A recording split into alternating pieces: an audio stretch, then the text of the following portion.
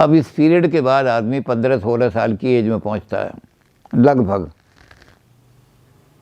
समझ लो 15 साल 14-15 साल का हो जाता है।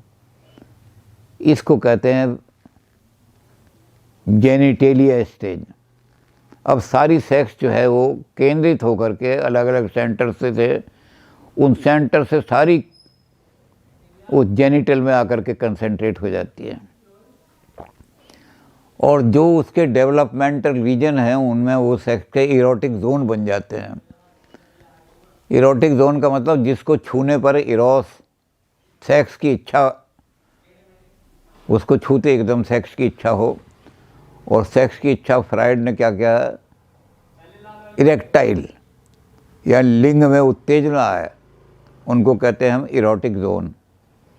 तो इरोटिक जोन में सारी सेक्स जो है जहाँ जहाँ हमने जिस पीरियड से निकल के गए हैं वो वहाँ वहाँ जम जाती है। लिप्स, बच्चे ने माँ का दूध पिया था और माँ का दूध लिप्स से पिया गया था, तो लिप्स जो हैं वो इरोटिक जोन बन जाते हैं।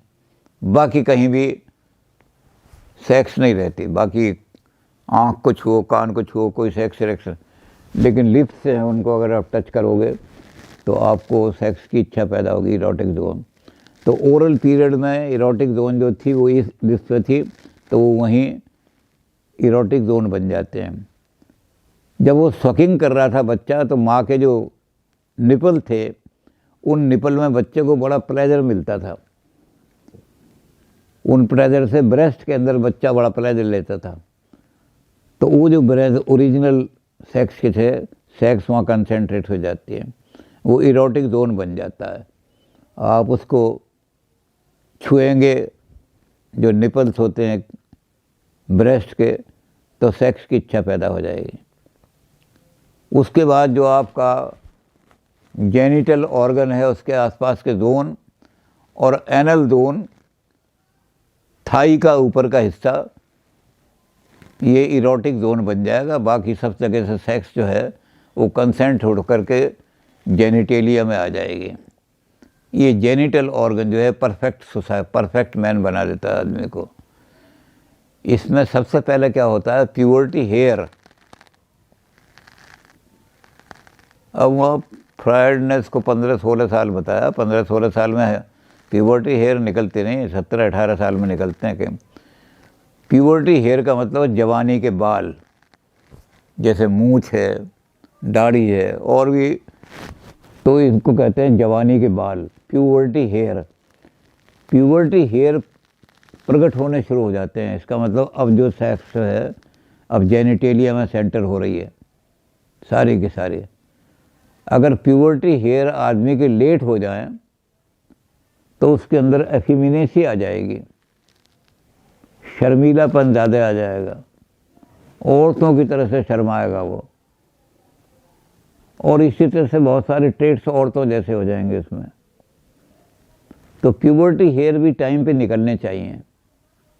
अगर आपने लेटेंट पीरियड में बच्चे को अच्छी तरह सोसाइटी में किया है और बच्चा प्योर मैस्कुलिन बन गया है, तो उसके प्यूबर्टी हेयर आपको दिखाई देने शुरू हो जाएंगे।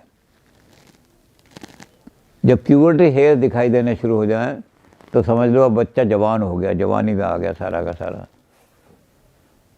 अब उसमें थोड़ा सा अंतर ये है कि वहाँ जर्मनी में हो सकता है 15-16 साल में, हालांकि वहाँ लेट होने चाहिए, ठंड का मौसम है, लेकिन हिंदुस्तान में 17-18 साल में निकलते हैं कहीं प्यूबर्टी हेयर। 14-15 साल के बच्चों के दिखाई नहीं देते, कुछ बच्चों के दिखाई देने लगते हैं 14-15 साल में, हल्की हल्की मूछें सी आनी शुरू हो जाती हैं 14-15 साल में। तो ये प्यूबर्टी हेयर जो है, इसमें क्या होता है कि जितना भी कंसंट्रेशन है सेक्स का, उस कहीं भी बिखरा हुआ नहीं रहता, शरीर के अंदर सारा का सारा मैस्कुलिन और फेमिनिन ट्रेट बन जाते हैं। अब फ्रायड ने जो मैस्कुलिन और फेमिनिन ट्रेट की बात लिखी है वो उस ज़माने में लिखी है, 1920 में लिखी थी। आज अगर हम उस बात को कह दें तो औरतें आके हमें पीटने लगेंगी कि औरतों का अपमान कर दिया। फ्रायड ने कहा कि ये ट्रेट होते हैं मैस्कुलिन ट्रेट और फेमिनिन ट्रेट, इनके अंदर सबसे बड़ी बात होती है मैस्कुलिनिटी जो होती है वो एक्टिव ज़्यादा होती है, और फीमेल जो होती है, औरत जो होती है, पैसिव होती है। ये बायोलॉजिकल डिफरेंस आदमी का, ये शरीर का कोई ख़त्म नहीं कर सकता, भगवान चाहे तो ख़त्म कर दे। तो कहता है कि आदमी जब औरत के साथ समागम करता है, अपनी सेक्स एंजॉय करता है, क्योंकि पूरी तरह से अब डेवलप हो गए हैं, सेक्स जो है जेनिटेलिया में और औरतों के भी इसमें छाकर सेंटर हो गई है। तो जब वो सेक्स को सेटिस्फाई करते हैं तो आदमी का जो स्पर्म है बड़ा एक्टिव होता है, वो अंदर जाकर के अंडा खोजता है, एक्टिव रहता है, और औरत की जो ओवरी होती है उसमें से अंडा होता है बिल्कुल स्थिर रहता है एक जगह। ये स्पर्म खोजते खोजते तो अंडा उसको रिसीव करता है। इस तो औरत हमेशा रिसेप्टिव रहती है, वो रिसीव करेगी आदमी से हमेशा कुछ ना कुछ, और आदमी एक्टिव उसको देने वाला होगा। अब आज जो औरतें सशक्तिकरण कर रही हैं वो तो औरत पैसिव क्यों रहे, औरत, ये फ्राइड कहता है बायोलॉजिकल है, इसको बायोलॉजिकली चेंज नहीं कर सकते आप। कैसे चेंज कर दोगे? इस स्पर्म तो हमेशा अंडे को खोजेगा और अंडा उसको ग्रहण करेगा। तो चलिए, ये तो फ्राइड ने 1920 में लिखा था, हो सकता है भगवान ने फ्राइड की बात के हिसाब से अब कुछ चेंज कर दिया हो मैस्कुलिनस में।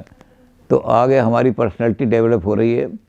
अब इस पर्सनैलिटी को डेवलप करने में क्या होता है कि अब जेनिटेलिया में जब पर्सनैलिटी आके हमारी हो गई तो सारी सेक्स वहाँ कंसंट्रेट हो गई। इसको हम कैसे कंट्रोल करें जेनिटल सेक्स को? इसके लिए ईगो भी बन गई है।